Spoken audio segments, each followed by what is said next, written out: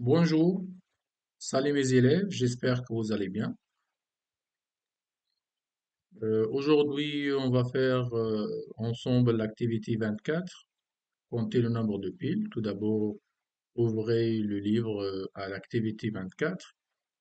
Donc, l'objectif de cette activité, c'est d'utiliser simultanément une boucle et une instruction conditionnelle. Donc, l'expérience aléatoire consiste de lancer une fois de suite une pièce de monnaie équilibrée et à compter le nombre de piles et le nombre de faces que l'on obtient.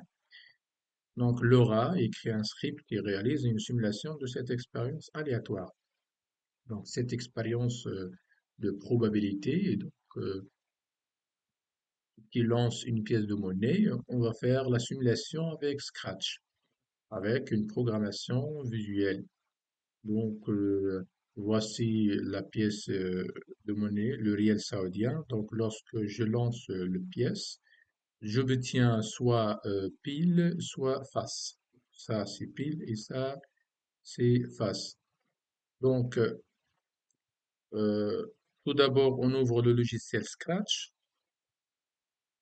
Donc, on a deux méthodes pour ouvrir le logiciel Scratch, soit hors ligne, donc on ouvre le logiciel qui est déjà installé sur ton ordinateur, ou bien on ouvre le logiciel Scratch en ligne, on écrit l'URL, donc www.scratch.meet.edu.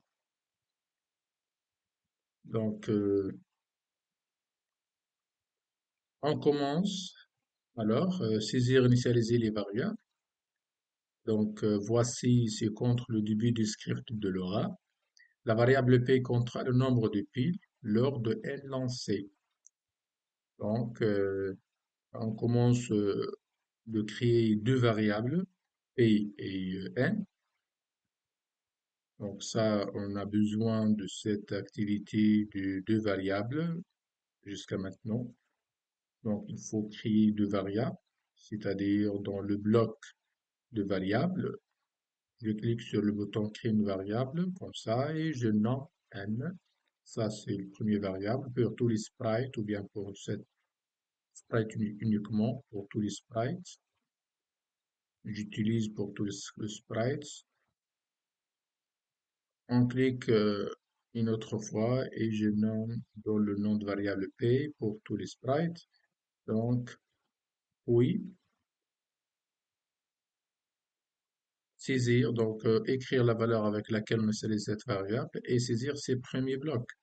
Donc, voici les blocs de Laura. Quand le drapeau vert est cliqué, demander le nombre de lancers et attente, mettre N à réponse et mettre P à combien. Bien sûr, on initialise les variables, c'est-à-dire à 0. Au début, il n'y a pas de pile, donc on met 0.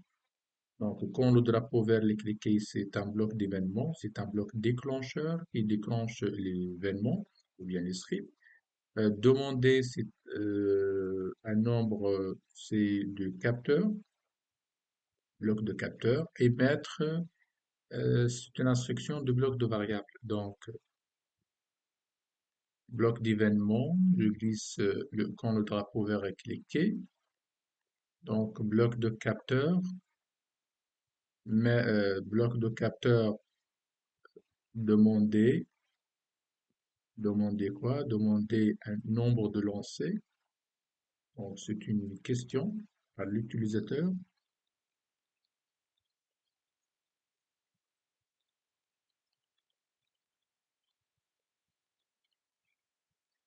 Nombre de lancers. Puis mettre ma variable n à la réponse, aux réponses de l'utilisateur, je trouve dans le bloc de capteur. Et enfin, mettre la variable p à 0.